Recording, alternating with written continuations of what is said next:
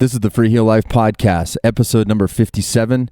I'm your host, Josh Madsen, coming at you from the Freeheel Life shop in Salt Lake City, Utah. And it's another beautiful Monday, my friends. And we just got through the Christmas holiday for those celebrating that. And hopefully, if nothing else, you had a chance to take some time off, spend it with the family. And more importantly, hopefully you got out and did some skiing. It's usually the time of year when people start firing it up if they have not done so yet. So that is my hope for you. But it's good to be back this week. Lots going on in the Telemark world, and we've got another episode for you today that I think you'll enjoy. So just to kind of hop into newsroom and notes, one note, newsworthy item, I guess, is we received preliminary word from Scott USA that they will no longer be offering the kids G-Rex Telemark boot or the Excursion 2-buckle boot any longer, starting next season. So shops will not be able to order that. That's kind of how we came across that little nugget of news. And we do not have like an official statement on it or anything like that. I tried to get on a phone call with their marketing department just to kind of figure out what was going on with that. But this is a good reminder to pick up as many kids' Telemark boots as you can. You've probably heard us talk about that in our videos and podcasts. You know, we all know that, you know, the simplest question to growing Telemark in the long term is you need to teach other people how to do it. And young people especially, you know, that's incredibly important. And if we don't have kid-sized boots, it makes it a little more difficult. Now, those boots, the G-Rex, or if you know, familiar with the Teledactyl, which was an earlier version that's orange, very similar boot, if not the same mold. They go down to a Mondo 19. I believe the conversion's like a kid's 12 in the U.S. There are boots that go down fairly low, not into that 19 range, but there are some Scarpa boots that go down into that 21, I think. So, or 21 and a half. So there's a couple sizes missing. Point being, you know, you'll hear us talk about this a lot, is we want to make sure that there is gear available for all ages, and we will be updating you on that story. So grab them if you see them. That's my advice, and we're going to do the same, and we've got our season kids rentals still, so you can find out more about that if you look on freeheellife.com. So, second piece of news, if you haven't heard, Freeheel Life Midwest is now open by appointment only. You can reserve NTN demo rigs via freeheellife.com and arrange service by our certified Freeheel Life Ski Tech base in Washburn, Wisconsin, old Keith Opperman, who is a great guy. And if you're from the Midwest, you've probably bumped into him. And yeah, he came out and trained with us in Salt Lake City, got his certification to be a tech. And this is our first little beta test in literally spreading Telemark to other parts of the country with our Freeheel Life stamp of approval on it. So if you have questions or you want to set up an appointment, you can message customer service at freeheellife.com and we will get you hooked up and make sure that you can do it. So if you are up in that area and you're listening to this, we just ask, be patient with us. We're working out the kinks. That's why we're calling it a beta test, because if anybody knows in Telemark, it's always safer to call it a beta test the first year.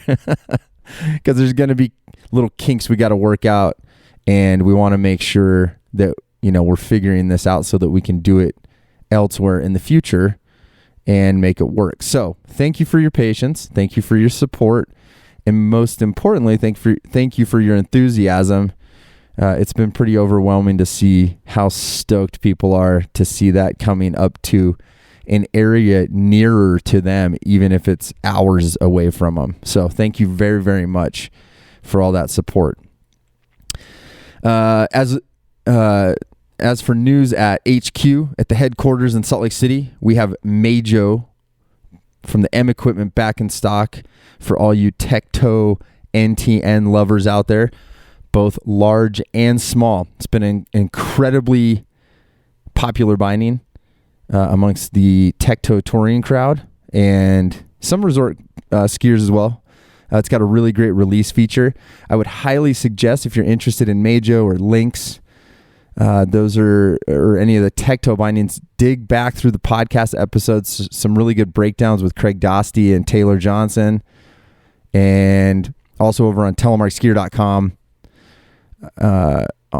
On the website, we've got a bunch of stuff there, and then also on the YouTube channel, we've started breaking those down as well. So awesome stuff there, and we would love to get some on your feet and be able to walk you through it and make sure you understand it really well. Last bit of news from our buddies over at Telemark Colorado. They left a message this morning about King of the Heel 2021. So let's go take a quick listen to that to get some more info. Mr. Madsen, it's CJ from Telemark, Colorado. Anyways, dude, I hope you've been doing well. I just want to call you and update you on King of the Heel 2021. Short story, even shorter, it is on. Brian and Eric and I have been busting our ass trying to get this all together. We're working on the task booklet right now, and we will be ready to go. Some background on it, it's going to be similar to the format last year, so it's our Telemark video comp. We're going to open it up to teams of up to 6 tele shredders. And for those of you, if you're spreading the info, essentially what it's going to be is you film and complete challenges in our King of the Heel 2021 task booklet, and all the challenges are going to be worth points based on, let's say, the difficulty or just how absolutely gross it is. So the teams will have to film it and then create an edit, and those submittals are going to be due on April 1st, 2021 of this year. So that task booklet's going to go out on the 1st, and then it's due in April. So you get 3 full months to work on it. And those challenges are going to be similar to last year, too, in terms of the types. So it'll be anything ranging from like a Japan Air to teleslide or eating a pint glass worth of pickled herring or whatever you want to do. But yeah, we're stoked. We're getting it together. The booklet's going to go out January 1st. And we think, especially with all the COVID and everything else, that this is going to be a pretty appropriate sort of competition for everybody, since they can just get their crews together that they're already filming with and skiing with, and film some shenanigans and show everyone what they're all about. In terms of sponsors, we're super stoked. Already we've got a bunch lined up, and I'm gonna pull up the list here. Yeah, we've got Bishop Bindings and 22 Designs, Flylow, Scarpa Boots, Scott, Confluence Kayak and Ski, that's a shop out of Denver, Colorado, J Skis, of course, Freeheel Life, thank you, buddy, Telemark Skier and Bluebird Day Gear, and then we also have Highside Brewing. That's a local brewery that's in Frisco, Colorado. So crap ton of support. We're stoked. It's coming together. I think that's probably it. I'm sure if we were talking on the phone here and I wasn't talking to your voicemail, you'd have some really good questions about stuff I've forgotten. But, yeah, I think that's good.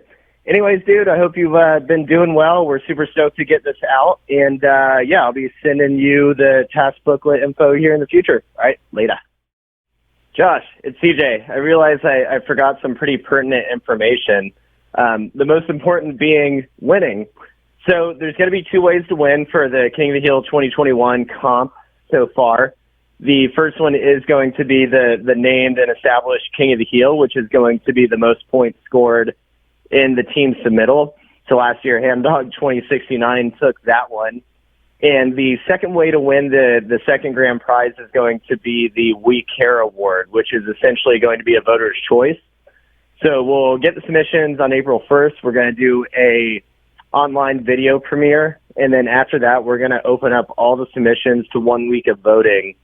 So after that week, the submittal with the most votes is going to get the We Care Award.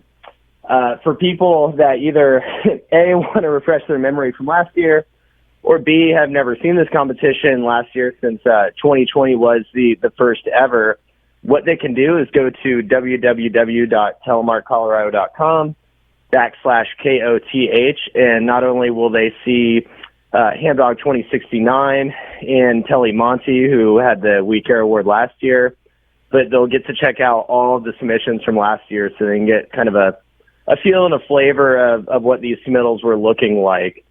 The the second thing is, and this is a friendly heads up, is that we did up the points on the prank phone call Freeheel Life. We just felt like you didn't get enough of the antics last year, so we wanted to promote good old-fashioned giving you guys a call and asking about alpine skis for this year. So, again, it's a friendly reminder. Maybe give Tay or Ash a heads up, or perhaps hire on somebody new, because I'm hoping for a good old badgering this year. Anyways, again, that's a friendly reminder. And, I think that's it. King of the Heel 2021 task booklet is going to go out January 1st, 2021. That's going to be on telemarkcolorado.com. Submittals due on April 1st, 2021. And, $2 grand prizes from a whole bunch of sponsors supporting us. And we look forward to seeing what all you guys got. All right. Later, man. Can't wait for King of the Heel 2021. It's on. Freeheel Life's going to be having a team edit in there as well this year. So we are stoked, fired up, and we'll be taking care of the phone call situation somehow. I'm not sure how, but we'll figure it out. All right. Today's guest is a longtime friend of mine and a fixture of the Italian Telemark scene. He was an early gear rep for Scarpa, an instructor, part of the Skieda Telemark event that once took place in Livignio, Italy, writer, adventurer, and now the creator of the Telemark Journal. Please welcome my good friend Luca Gasparini. All right, Luca, my friend, welcome to the Freeheel Life podcast. How are you? Oh, I'm fine. Ciao, Josh. How are you? The last time I saw you, it was in Salt Lake City, 5-6 years ago. Oh, that was the last time. Was that at Scotty McGee's Intertelly? Is that when I saw you? Oh no, you can't. Was that when it was? Yeah. That was the last time I saw you, and it was at your home. That's right. You are at home. Yeah, and you came by that was like right when we opened the Freeheel Life shop, actually. Yes, because I came to visit your beautiful shop. Well, actually, your big property there, because you showed me an apartment and a huge jam session music hall and so on, and I really envied you. Oh yeah, we used to have the rock and roll practice space behind it. I forgot about that. Yeah. Yeah, it was nice, and it was nice to meet you, but unfortunately after that, neither me nor you moved to the other continent. So here we are with the telephone and on the podcast, and congratulations, because sometimes I see it on Instagram, and I play it, and I can hear a lot of nice voices. Lena, the Italian girl you interviewed the other time, and recently Crab.c, with all his knowledge and preciseness and humor too. So I think you got a great idea, another great idea after the shop. This podcast.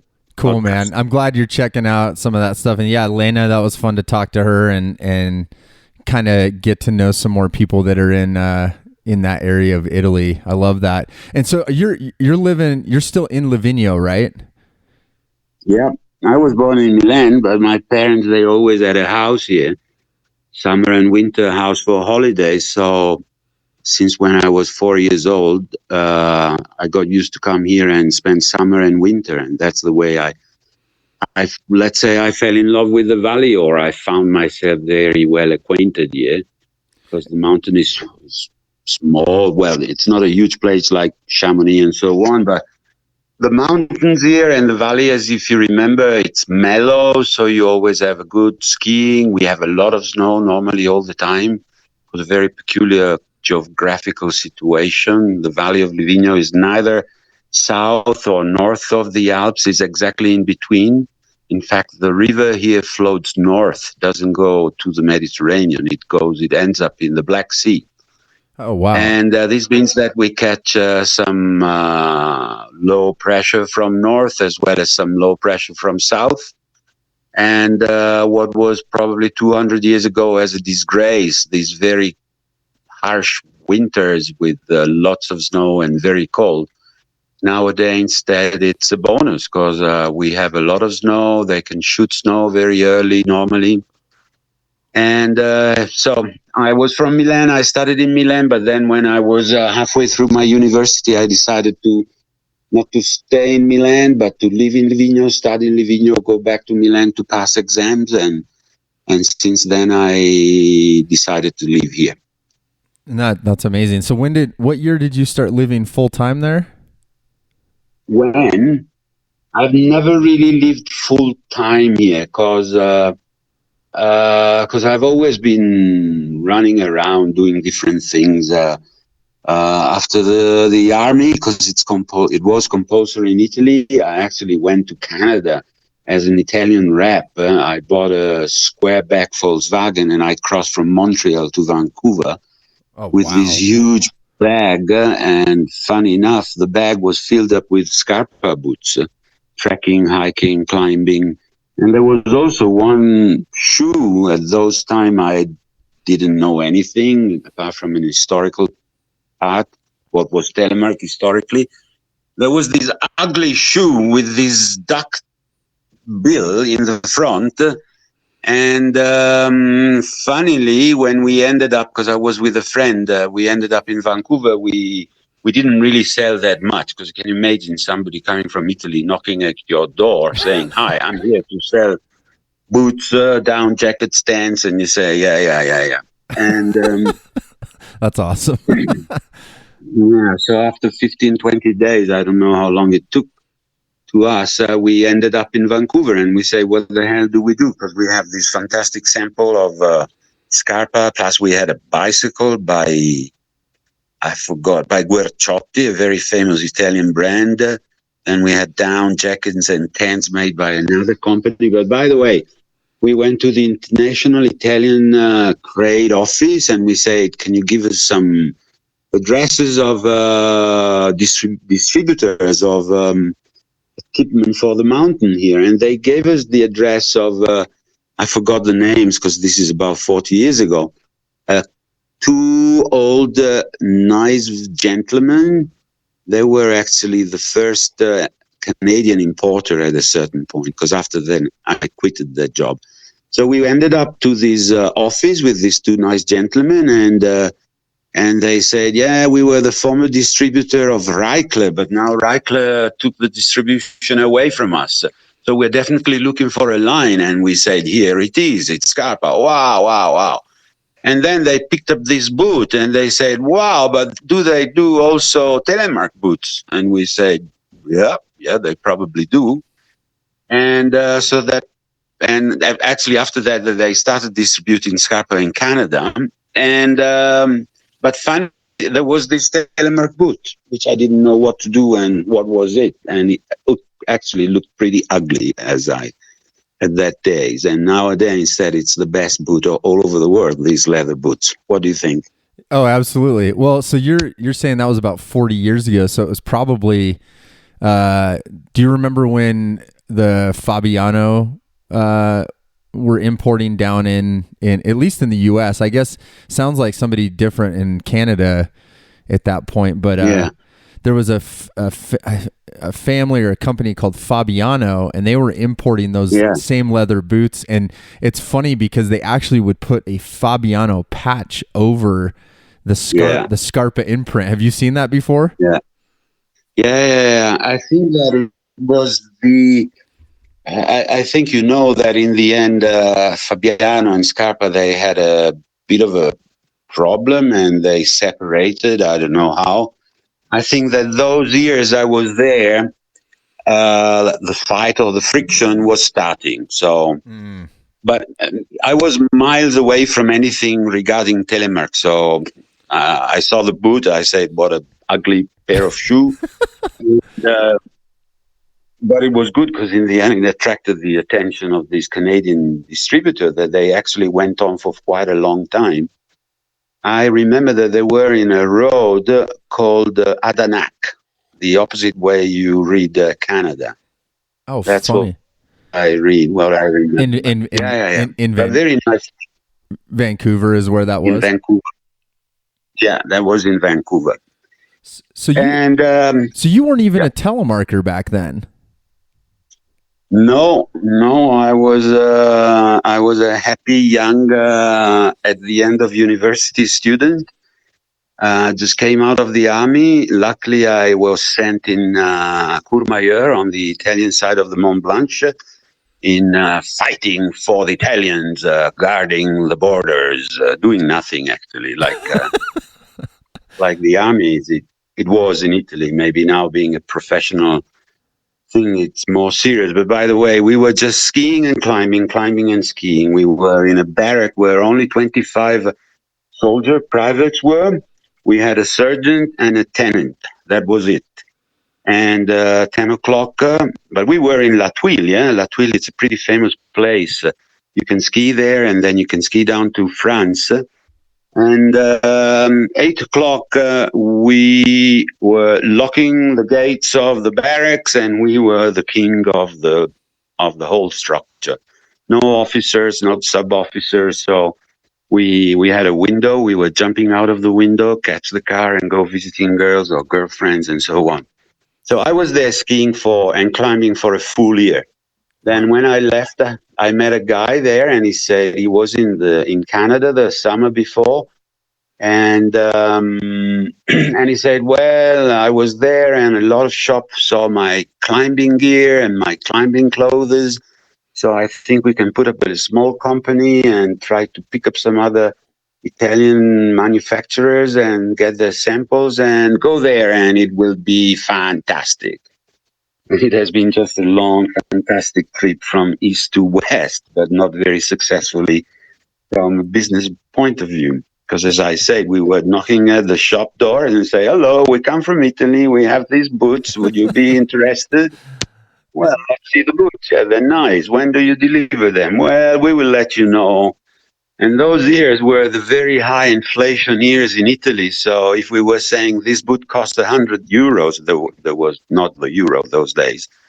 But anyway, if we were saying it's 100 euros, by the time we were back in Italy and they placed the order, it was already 125 up because of the inflation. So, oh, wow. So it was a mess. It was a mess. But it was good memory. And that actually, as I said, the first time I dropped into a Telemark boot, a leather boot.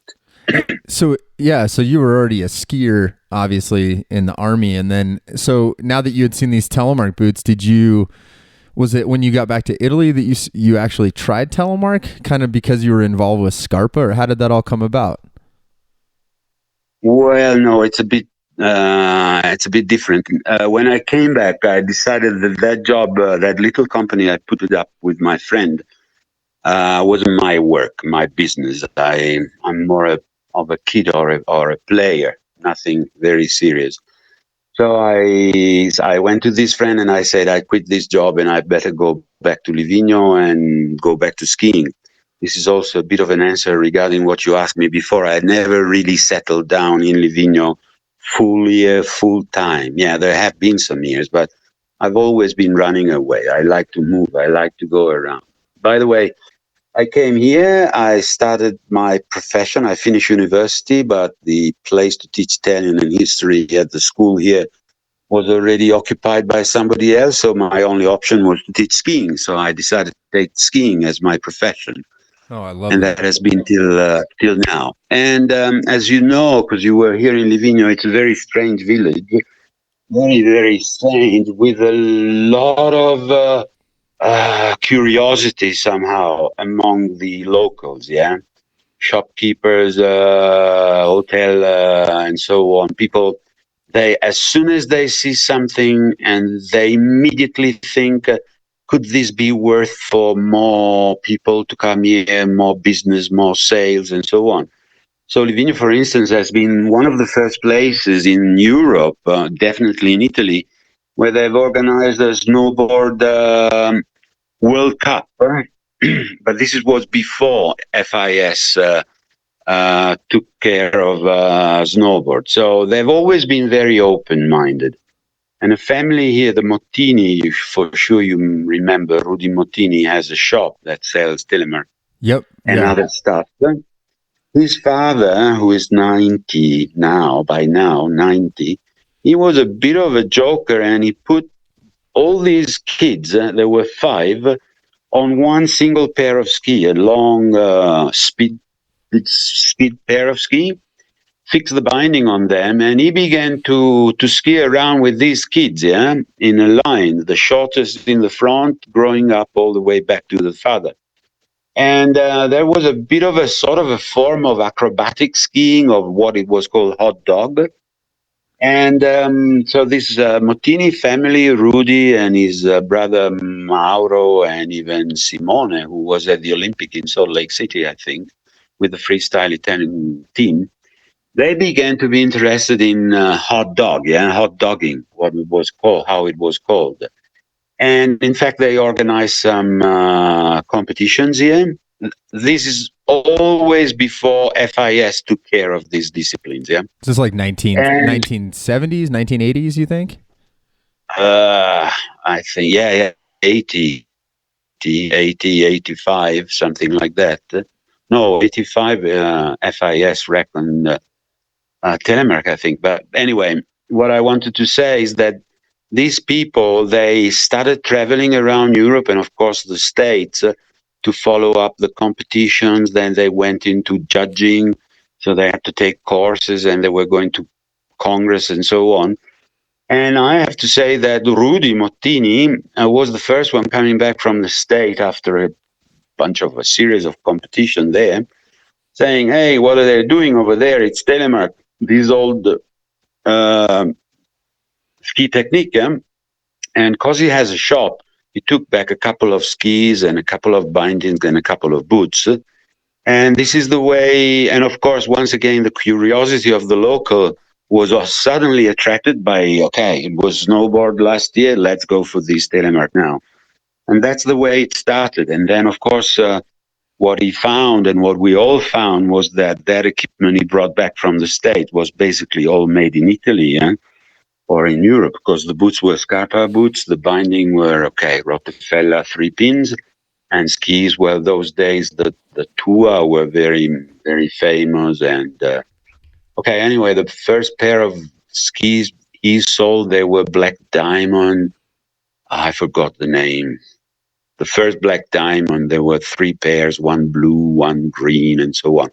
So this is the way it came here. And this, at that time, I say, wow, why not to try this Telemark? Because by then I did everything. Once again, for my own curiosity. I was alpine skiing. I went cross country doing those long marathons we have here in Italy, Marcia Longa. And then I decided to go for ski touring. And so I was open-minded, and as the Rudy said, okay, we can try Telemark. I said, why not? And as you know, as you try, you become addicted. And since then, I've been always telemarking. And every free hour I had, any tour I had to organize for myself or with clients, I was on my Telemark skis, and they're my favorite. And I'm really going to do it maybe tomorrow or the day after, because we are allowed to go up skiing and ski touring. We cannot use the drag lift and gondolas, but we can. Luckily, this time we can go out and ski tour differently than March when it was forbidden. So we had to leave at 6 o'clock in the morning before the Italian Carabinieri or police was waking up, and tried to trim everything in a way to come back 12:30, 1 o'clock when the Italian, they go eating, and the Carabinieri, they do the same. And so we knew we would have not been caught, because otherwise it would have been a great big fine, like a ticket of €1,000 or something like that. Jeez. So we managed to escape and to run away. And one time I took with a friend my tent, and we were 3 days in a lateral valley here. And the funny thing was that month was very warm here. It has been a great, huge holiday for us, the lockdown, I have to say, sarcastically. And but it was so warm, Josh, so warm. And as we went there, we caught the bloodiest coldest night of the whole winter. We were shivering like I've never done. But back again with a tent and with Telemark skis and good mood, we had a great time. No, I love that. I'm mixing up a bit too much, but anyway, this is the way I saw the first pair of Telemark boots, and the way I got in contact with Telemark. And since those years, I did Telemark, and I do it every day. That's amazing. Yeah, and I mean, you guys are in a great spot, and that's kind of it's interesting to hear that Telemark came to Livignio by way of somebody going to the States and then coming back, but I mean, I guess geographically that makes sense, because Oslo, where Scarpa is based out of, I mean, that's quite a ways away from you guys. I mean, how many hours to Oslo is it from where you're at? Well, as you know, you have in Europe, roads are windy and not that straight as your big motorway, so it might take 5 hours. It definitely takes 5 hours to go to Oslo, where Oslo, Scarpa, Crispy are based, yeah? Right. But anyway, Europe, it's small in a certain way, so, okay. You say, I go to Oslo, and you go, it doesn't matter how long it takes, 5 hours. But then when you're young, driving is not such pain, it's actually, and then it's thrilling, to go to this company. Now I'm talking when I was working for Scarpa, because how did I get in contact with Scarpa? Through Rudy, I have to say again, Rudy Mottini, and he said, introduced me to a guy who knew the Parisotto, the family Parisotto, the owners, and he said, would you like to be put in contact with them, and perhaps you can use their boots? Because I was a member of the educational team, Italian Telemark educational team. And I said, yes, why not? And I went there. And as I went there, I suddenly remember that was the building and the office where 20 years before I was there with that friend of mine to pick up the sample of their boots to go to Canada, Oh, no way. That was quite, yeah. And I remember one of the faces of one of the three old guy, the founders actually, because you now deal with the second generation, yeah? Right. And so it was pretty strange. I got back exactly to the same place where I was there before for other reason, and that time I was there for to use their boots. And and by then, of course, T1 was out already, and T2, and because that was developed well before I became again. Well, I started working for them. So I have nothing to do with what Paul Parker and the Black Diamond people inventing, with the help of the knowledge of the Parisotto family and Scarpa, the invention of the Terminator. Yeah, it was called the Terminator before it went into T1. Right. And so I started using the boots, and they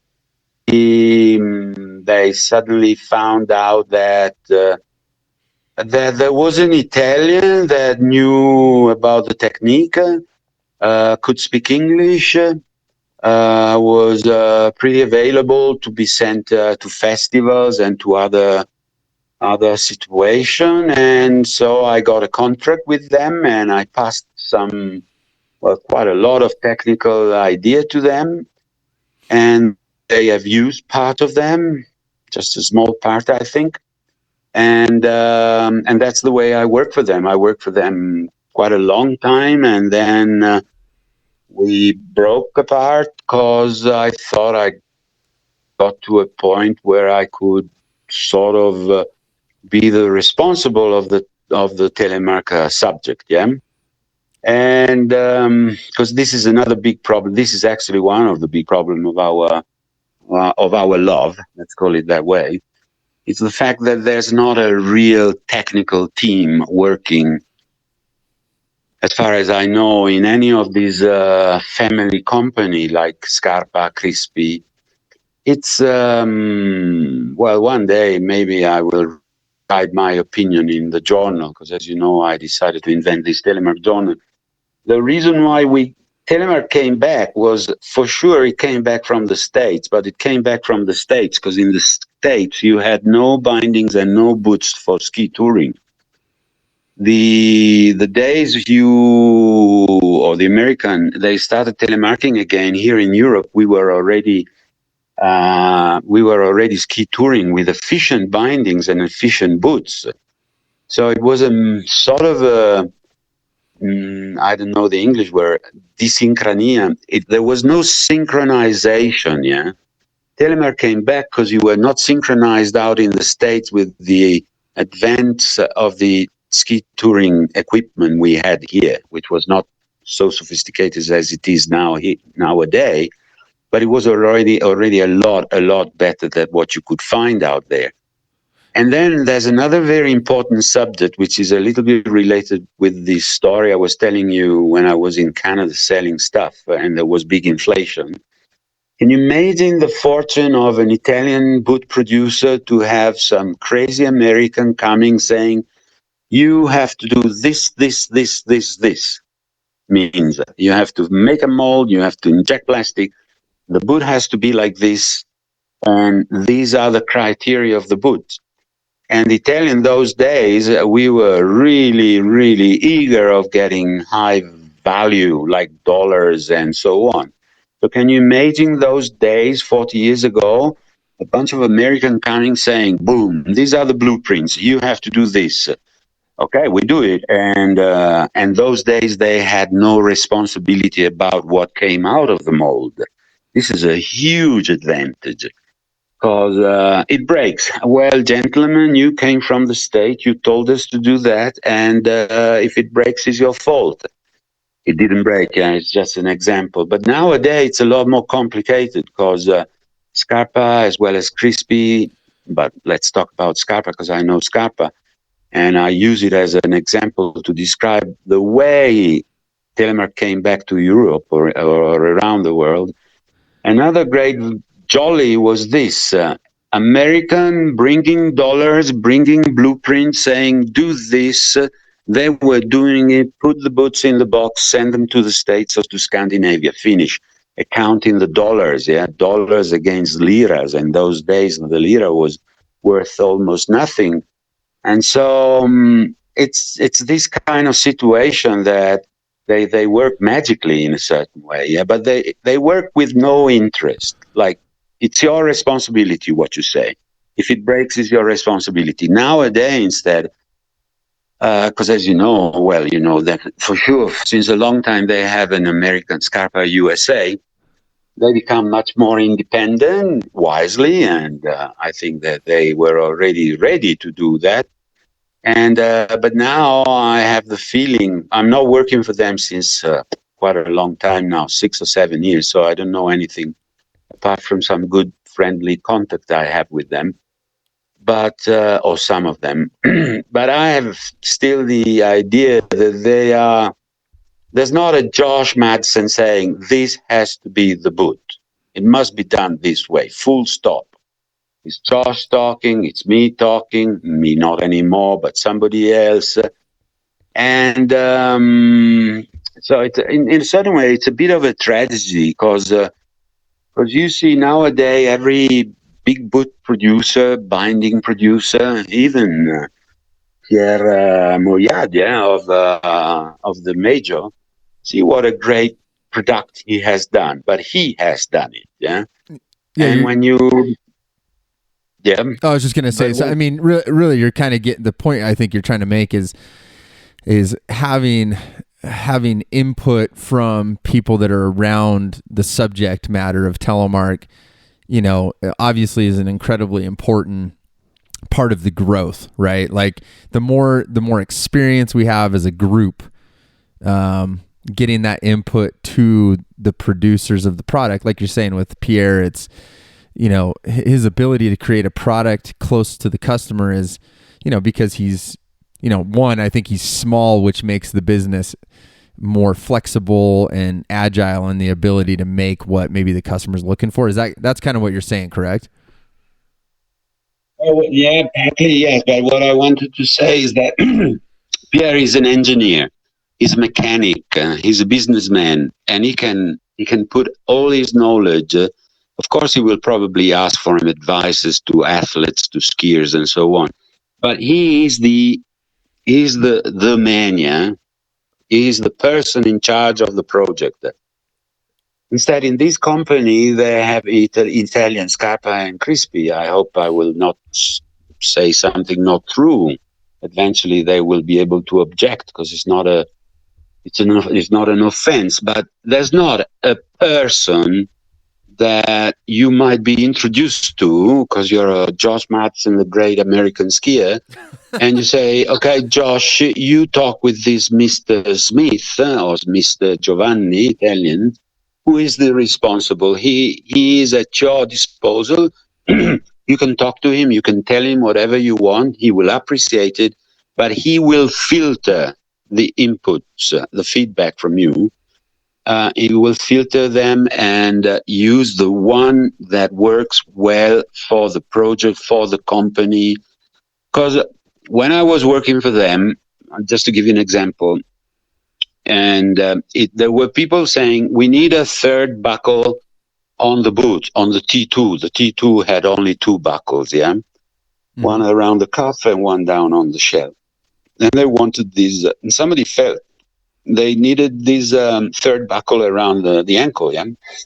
So I went to them. It was my first or second year with them. And I said, "Come on, put this buckle, yeah." And I say, "What the hell are you talking about? Do you know what it means to put a buckle?" I said, "Yes, of course. You take a driller, you make a hole, and you place the buckle." He said, "No, darling. You're such an engineer, LA. Yeah. And he said, no, that's not the way. You have to order the buckles 6 or 7 months before. For delivery, 1 week before we start assembling the boot. Then we need, so it's very complicated, yeah. Mm-hmm. It's very complicated. But and this I found out working for so many years with them. And, but those days, and I still have the feeling now, there's not one specialist, one technician. I mean, if I had to establish a boot company, I would pick Craig Dotzi straight away because he knows everything about flexes, angles, stiffness, cartridges, springs, and so on. And I would pick him up. I would pick up for sure Davide Parisotto, one of the guy who's responsible of research and developing in Scarpa because it's a genius. But I would love to have one person, a captain, a general, a responsible of the project, to whom you go and you bring all the ideas you had, and he filters them, yeah. And he said, "Okay, sorry, Josh, we cannot use 5, you say, but 1, yes." And this is lacking, I think. This is lacking in this world, and on one side, it's fantastic because it shows a lot of energy. Because what you do is, it's also a lot of energy wasted, yeah, sometimes not so coming back in terms of profit, but it's a pity. It's a pity because it's a disaster. The alpine system and the alpine skiing, it's a disaster. It's a disaster. It's a house built up upside down. I think everyone should have to start with Freeheel skis, light. Not expensive, then special. Sorry, I talk too much. I'm logoroic, yeah? No, that's okay. No, I mean, like, to kind of move away from the specific Scarpa thing. I mean, you bring up a good point, and I talk a lot about this. Is if we can build more of a specific industry around telemark, I think it's helpful. We all know that the more focus we can put on it, the easier it is to address problems.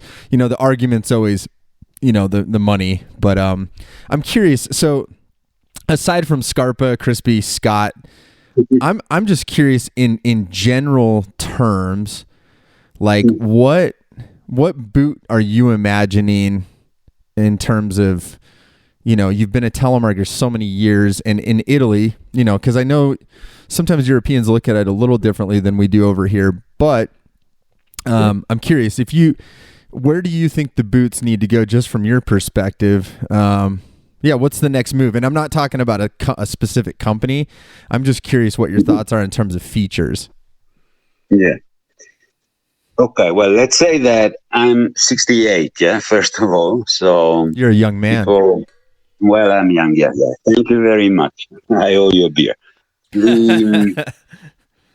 No, I'm 68, so this must be clear in the case some people will still be there listening to my logoroic talking. So I'm old, I'm romantic, I come from low boots, and I actually come from leather because I started with leather, even if right away after starting with the strings and leather boots, we were looking for plastic cuff because it was clear you would have had much better edging capability, quality, blah, blah. So what would I love to use? Well, I can tell you, my best set, even in 2020, and I will actually ask my daughters to put the skis and the boots in my coffin when they will put me under 2 inches of snow and 2 meters of ground. But anyway, earth. What I love, it's a Bulldog 3-pin, nothing around the heel, and T2. And I have 2 pairs of Bulldogs because they're so quick and easy. They're super moderns. And T2 will always be there. The shape of the boots they're using in World Cup, Alpine World Cup now, it's still the same I saw 40 years ago, molded by Nordica, There was a Grand Prix model. It was called Grand Prix.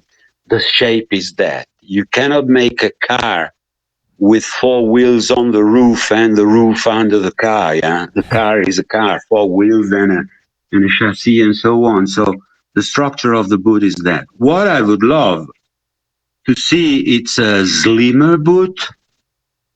And this was something that a great Norwegian guy was already spotting years and years ago to me. And he said, take a liner out of a shell, put your foot into the shell and feel how much empty room is everywhere, and particularly in some parts and some section of the boot. So what I would love, it would be a slimmer boot, not a bulky one, not a heavy one. I don't care about stiffness because stiffness, from my opinion, it's bad in Telemark and it's a big fake because 140 flex, it's 100 for Atomic, but it's not the same for Salomon. It's a chaos. It's chaos. And what I would love to do, to have at my feet is a boot. I proposed to Scarpa to do it long time ago, and they started timidly to do it, and it once all of a sudden, because they're magic, you talk to them about doing something for 2 years and nothing, then one day you go there and you see dozens of boots all of a sudden, because they had the time and so on. And it was a pair of T2, well, actually T3, the T3, the one with 2 buckles only, made with the plastic of what they after decided to use for the TJ, for the kids. Oh, super soft. Super soft. And Josh, I would be able to spend another half an hour telling you what we were doing at Svalbard. Svalbard is this group of islands halfway between the north of Norway and the North Pole. It's an amazing place, the best place, one of the most beautiful places I've been skiing or in my life, because it wasn't only skiing. And we were skiing for 150 miles with no wet foot, skiing cross country, pulling the pulka, skiing steep faces with what they called Wellington boots. In the company, it was called Wellington boots. I love soft. I hate stiff. But as I said, I'm old, so which part of my body can be hard? None. You're a good salesman though, because you make it very romantic, which is always why I enjoy talking to you.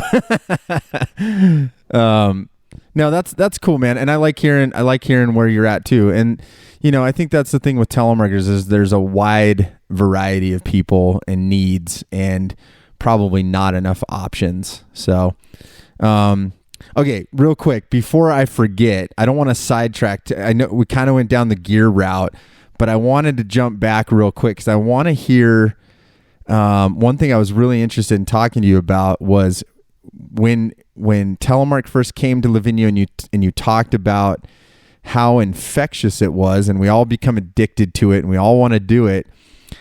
How did that play into the creation of La Skieda? And could you maybe just give us a little history about what La Skieda is, how, I mean, what was the history, and how did that all start, and how did it play into the whole Telemark thing coming to Livignio?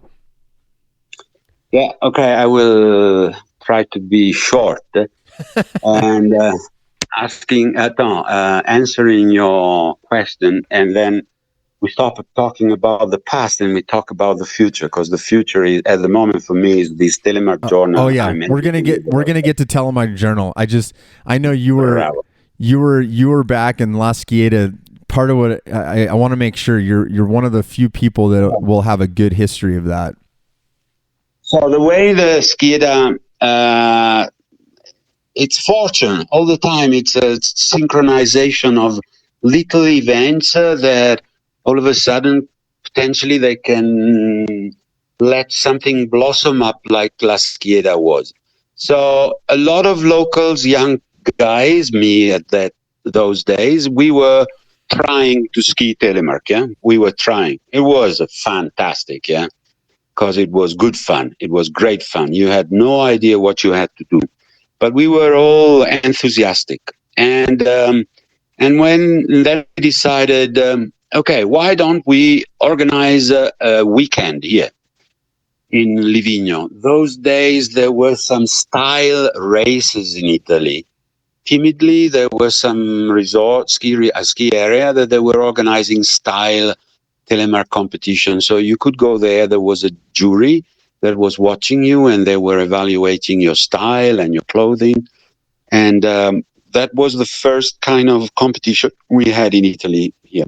And so we say, this bunch of young guys, ski instructor, sport shop owners like Rudy and so on, we decided, why don't we organize something? Let's organize the first Italian giant slalom official championship. And we were about 12, yeah, altogether, ladies and men. So not a lot, but a lot of enthusiasm. In those days, there was a guy who was responsible of the promotion of Livignio, of the tourist office here, who saw the enthusiasm and saw that there was something new. It was something new, because here they're always looking for something new. And he said, and he wasn't a telemarketer, and he was just a marketing man. And he said, I think you could organize a week of Telemark. So the idea didn't come from any one of us, which is normal and logic, because if you are playing, you don't want to think about organization and structures and overstructures and all that shit, yeah? So the very first idea came from him. And then we all turned each other and said, well, why not? We are here, we can organize it the end of the week, the end of the season, and that's the way it started. And with the enthusiasm of the locals, because you should have to see Livignio even now, and particularly now, because of this corona, nobody is around working. They're all preparing a sort of a phantomatic season, because nobody was going, or very few people are going to come here at Christmas time. So a lot of people, the locals, which are normally frenetically busy with their business, nowadays they're on holiday. They have a lot of free time.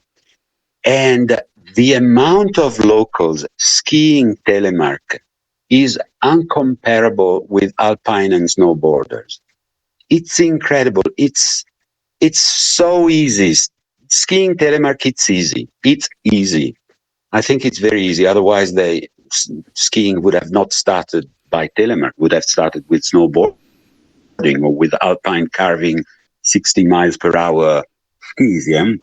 Well, the locals, they love it because it's quieter, it's lower, it's friendly, and so on. So probably the village was ready to host this Skieda. And then, of course, this guy I was working with, because at the beginning for 5, 6, 7 years I was in the organization too, they were smart. So they made an amazing promotional action. Luigi Martinelli, you were at his Hotel Posta. I'm sure you were there. Oh, yep. He had an idea because he was a fond, fanatic photographer. And so he said, magazines, any kind of Italian magazine, international magazine, what they hope every day is to get an article with pictures for free. So the organization put some money via the Telemark Club first, and then with some sponsors, the local community, the town hall and the bank and so on. They put some money, and all this money was dedicated to write articles, develop slides, because those days there were no electronic camera, put everything in an envelope and send these articles to as many magazines and newspaper in Italy as they could. And so this all of a sudden, this Telemark was attractive for any kind of magazine, yeah, lady magazine, modeling magazine, sports magazine, ski magazines, and so on. The product was for free. They only had to write down Skieda and so on. And it was the first. It was the first big festival in Europe, yeah? That's another big thing. If you come first and you have a good organization, you're a winner. And La Skieda has been an amazingly winning event, yeah? Nothing.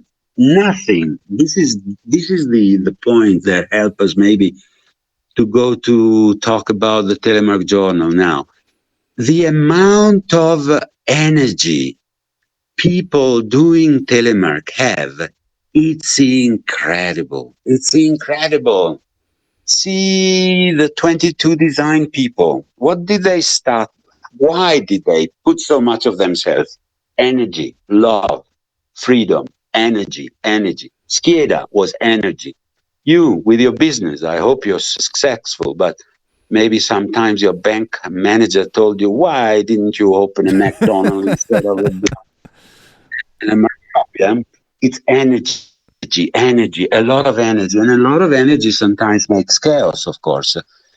But on the other side, for those people that are involved or they end up involved so much as you with the shop, me with my ideas and my projects and so on, it's a bit frustrating when you don't manage to come to something concrete, yeah? Reckoned. Okay, Luca, you talk well. Okay, let's not say that I ski well or I have great ideas about how to make boots and bindings and so on. You do great. You talk great. Okay, fantastic. Josh, you are a great businessman. So you are a great businessman. We will invest into you. All this energy, which is there, is outpouring, yeah, automatically. Telemark, bam, there are probably some hormones going around the body of any telemarketer in the world. But this energy is never really well rewarded, yeah, for those that commit themselves 100%. Or a lot of themselves. I hope you're successful with your shop. I hope that Pierre Mouillard is successful. I hope and I know Boots Company could be successful. And I like to say here that this fake of a marketing point of saying Telemark is dying, Telemark is not growing, so we cannot invest money in new booths or new products. It's absolutely a huge lie. Because the market is there. I don't know how big is the market. Nobody knows how big is the market of telemarket. But the market is using equipment, excluding the links of 22 Design and the major. They're using equipment which is 10, 15 years old, particularly in booths. So it's true, it's not growing, but the market is there on their knees saying, come on, show us something new. And if you come in with something which is really new, is not a fake, is not just a copy of something that is already out there, I'm pretty sure that quite a big part of the community would buy these new boots or new binding, and therefore the industry would say, but there was a market there. Yes, of course there was a market. It's still there, the market. Well, but I think, of course, if you keep, yeah. Well, I was just going to say, I think you realize that, you're like me, and you hit on. I wanted to emphasize that point. I think you really, you especially, like you said, La Skieda, whether it's that or me or other people that are out there contributing to Telemark in some fashion, whether it's a club that they started or they're just skiing on their own. There's an incredible passion that surrounds people that are doing this, and yeah, I mean, I think that it's apparent, there's a lot of the reason I started the podcast is talking to you, all these people I've met for 20 years. Part of having the podcast is the opportunity to put you guys in one place and have a nice conversation, because so many people subscribe to this idea that it's dying, it's not out there, which is always silly, and it's kind of a joke to me and to people out there. Like you said, Livignio is full of people that are telemarking. But I wanted you to explain a little bit, because you're and I know we've kind of been bouncing around, but I wanted you to tell me, like, you recently last year you came up with this idea to do the Telemark Journal, which is an actual print publication and very unique in the sense that at least the first one had multiple languages in it. I mean, it's not like it was all English or all Italian. It actually had multiple languages, and you did it in print. And I love that spirit that you took and put into that. And I'm just curious, like, what got you thinking about doing a publication like that? And I don't know, how hard was it? Because I mean, people always wonder that. Print's not as hard to do as people realize, but there's a cost to it, and I'm just kind of curious, how'd you come up with the idea, and how was it put in the first? Well, now you've got two together, so yeah, tell us a little bit about Telemark Journal. Well, you have to know that above being 68, I love books. I love to read them. So when I have to move, because in summer I go sailing and I rent my flat here in Livignio, 2 boxes are enough for the clothes, but 100 wouldn't be enough for the books. So I love books. I love reading. I love the paper. Why? Well, because I love Telemark. I love the leather. I love the smoothness. I love what it cannot be described. Yeah. And so for me, it was 1 and 1 plus 1 makes 2. It was lockdown. Why not to produce a Telemark Journal? Because I bought in my youth some English Alpine club journals, American journals. Everyone has journals. Yeah, in Italian it's called quaderni. In French it's called cahier. Didn't know how do they call them? Do they call them Italian way, the French way, or the English way? And I had to surround to English. Because English is an amazing language which gives us the chance to talk to each other, but we don't talk in colors. I mean, I don't know how good my English is, but I'm talking black and white to you, yeah, because I cannot use that specific words that will explain you that my house is a beautiful house, or is a barn and so on. But by the way, I love books. I like the magic of books, and I said, okay, why not to produce a book? I've already wrote a book myself about stories of me skiing and some technical articles or story too. And I try to approach a couple of editors and I said, yeah, would you like to do it? Oh, they're fantastic. Oh, yes, let's meet. Then we do it. No, sorry, this year we cannot do it. Okay, well, doesn't matter. So all of a sudden I found about this self-publishing platform. And I said, okay, why not to try to do it? And I said, I know a lot of friends that are good telemarketer and excellent photographers and great writers, or at least I know that their stories or the stories I heard from them are amazing. Some of them are amazing. So let's propose this journal, yeah.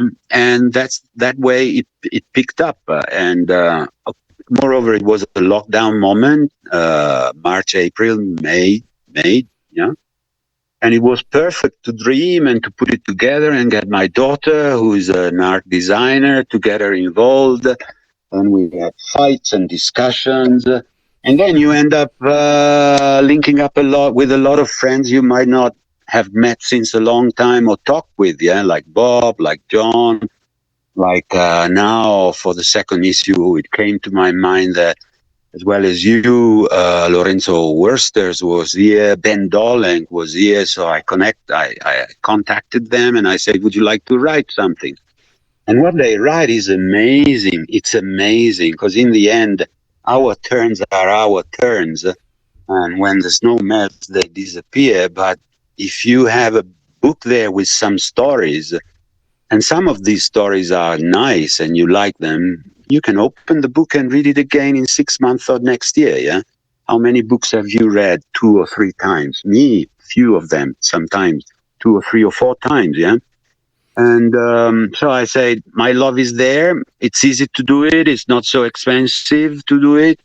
And which is my goal. My goal is just to cover the expenses and hopefully to be able to pass a bit of money to those like Bob and Marco Shapiro, who are more frequently there with me, contacting me. I ask them pictures, corrections, and so on. So it's a game, yeah? It's a game. It's a nice game like Telemark keys with no idea of becoming a millionaire. I know that through Telemark you will never... Oops, I wasn't supposed to say that to you because you have a stop. You're blowing my dreams, man. No, I'm just kidding. But by the way, the big improvement of issue 2 is that all the articles are translated in English and in Italian. So they come in their original language because we got a fantastic article from a Japanese guy and a nice article from a Greek guy. And I said it would be lovely to see it printed with the ideogrammi, yeah, with the letters.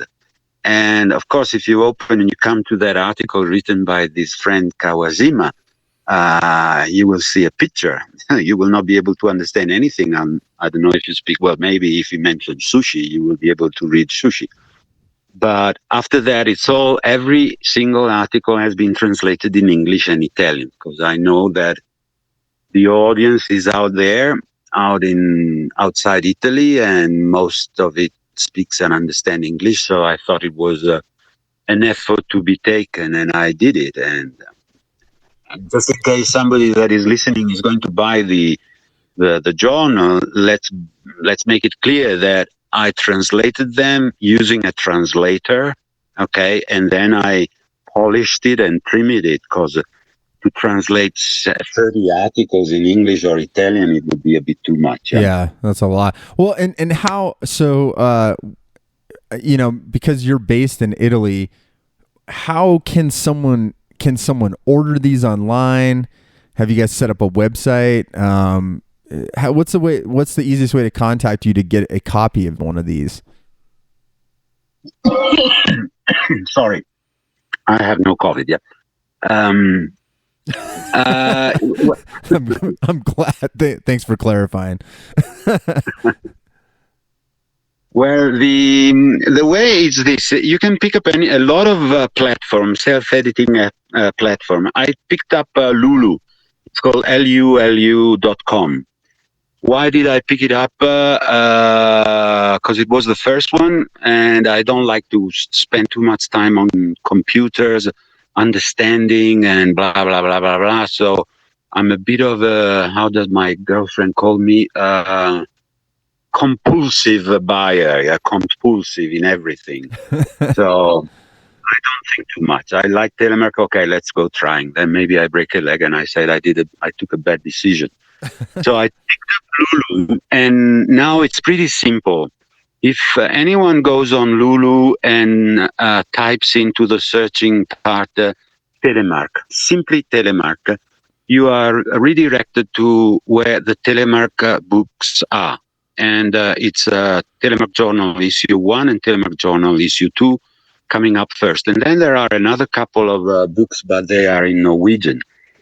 So it's pretty easy. Basically, it's lulu.com, search for Telemark. Then what I have a website myself, The White Planet, but it's boring. I don't like webs and internet. You're old school, man. I like that. I like to be selective. So when I go to a bookshop, I like to look around and choose what I want. And instead, this social and this way of distributing news nowadays, it's like an avalanche. Yeah? You open your PC or your mobile phone, and you are overloaded with news, and you end up reading not all of them. I prefer to pick up the books I like and the newspaper I like. So I decided to use Lulu also because it was very simple from a taxation point of view. Because here in Italy, taxation is a big handicap, and then we had to learn how to do it on these platforms, yeah, because they are all in English. They're very technical. So, like a shock of this year is that in Italy, every time I read and I heard, the index of a book was an index of a book. And instead now somebody decided that the index is not called the index of the book anymore, but it's called the table of content. Oh, wow. And fuck, duck. And so it was chaos. Yeah. What is a table of content? So call Bob. What is a table of content? I'm going skiing now. I will call you later. And never does that. So... The complexities of putting something together, that's always one of the bigger challenges, that's for sure. Well, it's complicated. But by the way, the only thing I have dedicated to the Telemark Journal is a Facebook account, which is called Telemark Journal Facebook. Come out with some news when the new issue is ready, when there are some news. But then even there, I had a not discussion, but an exchange of impression and ideas with Bob and Pat Morrow. Pat Morrow is on board now. Pat Morrow is a very famous Canadian climber and explorer and telemarker too, because he brought Telemark to the Alps with a promotion sponsored by Karu. You might have heard of that. But if you haven't, you will be able to read about it in the article he wrote for issue 2. And so he's on board, and these people are they're really nice, and they know a lot of people, and they're helping me in suggesting me people and articles and so on. But I had a bit of a discussion with them because I said, once the issue is out, okay, I will keep reminding people it's out. But then, when it's June, I want to quit this. You want to go sailing, man. I love that. I want everyone to distance himself from the idea of skiing. Yeah. Okay, we could go over the other side of the world to ski in New Zealand and South America, but come on, let's talk honestly. It was a bit too much, because we have snow here. Sometimes you can do it, but. So I said I would prefer to keep it silent the whole summer and the whole autumn and come out again when the issue 2 will be ready. And they say, yeah, but that's not the way you market a product nowadays. And I said, oh, shit. So here we are now. We have the issue. We have the Facebook account where we announced that is out. I wrote down where you can click on a link and get straight to the book. But after that, what can you do? My daughter said, "Okay, we can invent some games and some stuff and some things." And I said, yes, we can do everything. But now the energy I used is finished. Yeah, and the energy could come back if I saw that the sales were bam, really going up. Yeah, because that is the only reward now. Because it's a nice book. Yeah, my daughter who saw the copy in Bergamo, because here in Livignio, being a duty-free area, sometimes you cannot get books ordered via internet delivered yet. So I haven't had it in my hand yet, which is a big pain for me because of the love I have for books. But she said, "Daddy, this is a book. It's beautiful. It's thick. It's fat. And the stories, yeah." She said, "I started the other night to read the story, but this story by this English gentleman, I want to know him. I want to go to ski to Scotland, yeah." And the first article written by Kasia Rigby, you might know her, it's it's a jewel, as well as the last article written by Zoe, a lady out east of the States who was skiing Telemark, and then she suddenly found herself very sick. And luckily she got healed and she's back to Telemark. In the end, it's skiing. What is skiing? Skiing is nothing. But if you ski, life looks better, yeah. Absolutely. And and then what will you remember in the future? You will remember the faces, the moments, the stories. Where you were in Livignio. I was in Salt Lake City. I was visiting Dolores La Chapelle in Silverton. I was in Himalaya. Bob, I remember Bob sleeping, standing up, hanging on in a bus, because he's a guy that sleeps everywhere. He can actually sleep standing up too. Yeah. So I can tell you about how well he skis, but my first memory of Bob is himself standing up in a bus in India on a road which was all bumpy, and he was sleeping standing up. Yeah. Because it's the people, it's the humanity, it's the sentiments, I think, that in the end get all these people together, yeah?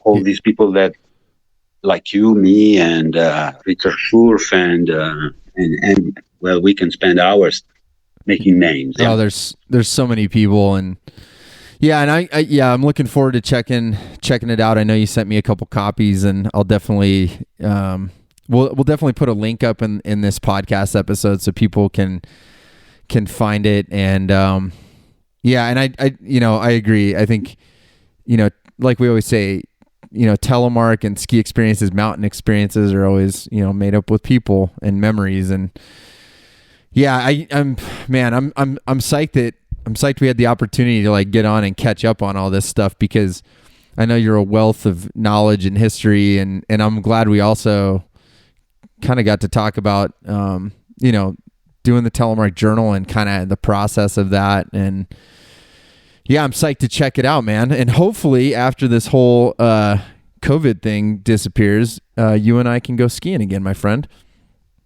Well, I remind you for the third time that I'm 68, so hurry up with these vaccines, yeah? Otherwise, I will be in a wheelchair. No, I really hope. And I use, sorry if I interrupt you, and at this point, I have to use this word.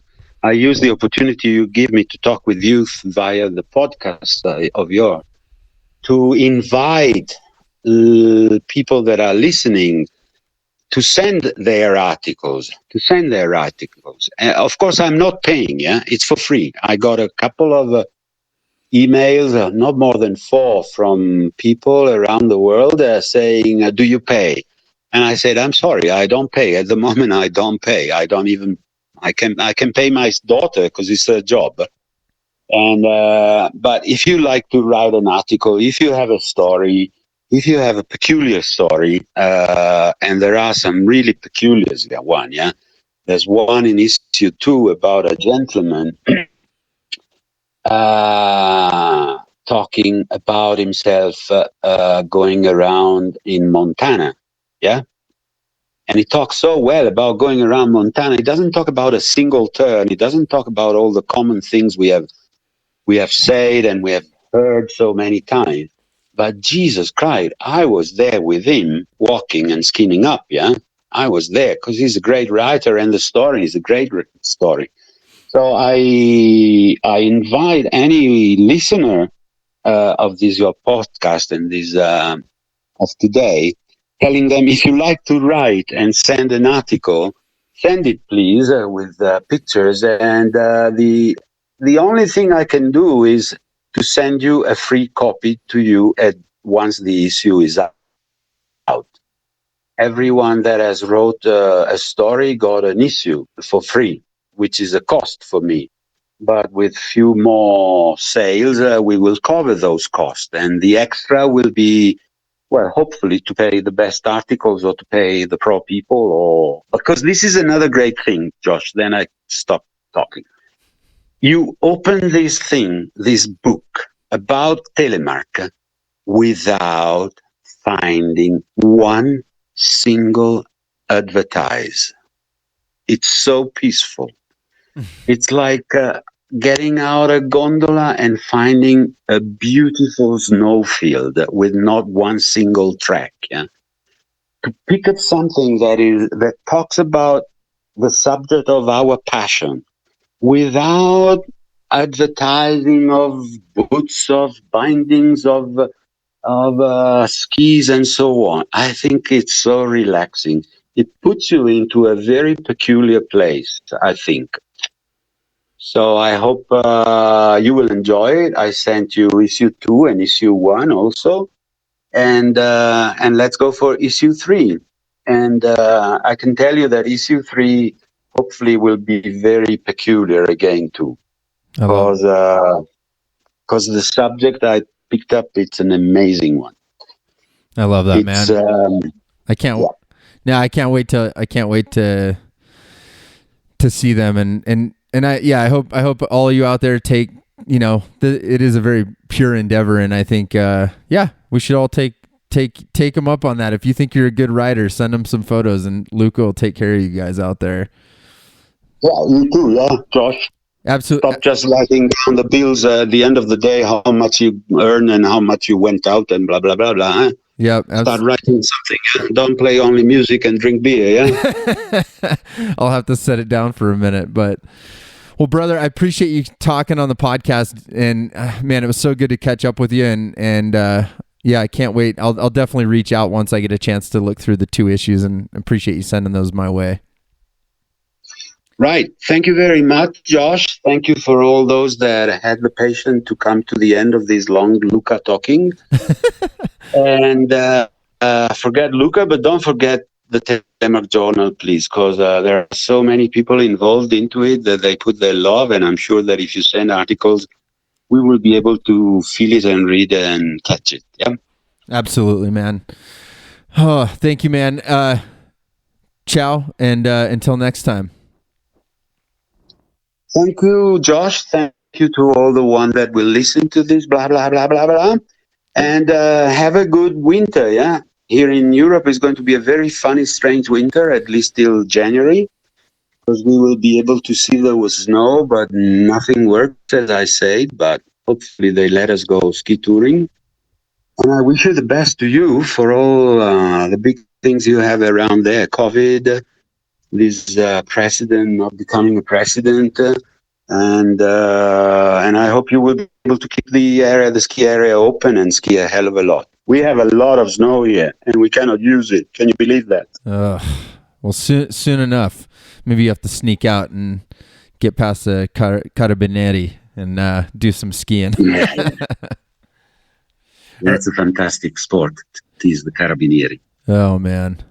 All right, brother. Well, I'll catch you soon, and have a fantastic winter, my friend. The same to you, and thank you very much for your invitation, yeah? Absolutely. Always welcome. Ciao. All right. Ciao. See ya. Ciao.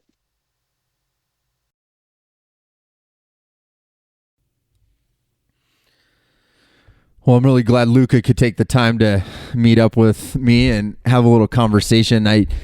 I definitely, it's cool to be able to dig in with somebody like that and talk not only about sort of the history. Livignio is such a rich place, and I've been there a couple times for some of those last La Skieda festivals, and that was kind of my first introduction to the Italian Telemark world, and it was an amazing experience. I can't tell you how much fun I had going to that festival and getting to know so many people that I still know today, and also seeing, I love how Luca talked about all the energy, and it really does, that passion just really surrounds so many people that partake in the Telemark turn. And I think that's really what drove him to keep going and do something where he's starting the Telemark Journal at this point in the game, and I think that's amazing. So like always, thank you for listening. You can always support the podcast directly by making a donation of your choice to paypal.me/freeheellife. We're still stocked up with plenty of gear. It's going fast. People are starting to sell out of some equipment, so take heed of that. You can always grab your stuff at freeheellife.com, which is our online telemark store, or if you're in Salt Lake City, come by our headquarters. We're open Tuesday through Saturday, and we'd love to help you out. We've got an amazing staff that's ready to rock and roll and help you with your telemark needs. Articles, gear reviews, all that good stuff, telemarkskier.com. And you can email me and let me know how I'm doing. If you like the podcast, questions you may have, at podcast@freeheellife.com. Thanks for listening. As always, I hope you have a great week. I'll be back next Monday with another episode. And until then, spread telemark always, my friends. Ciao.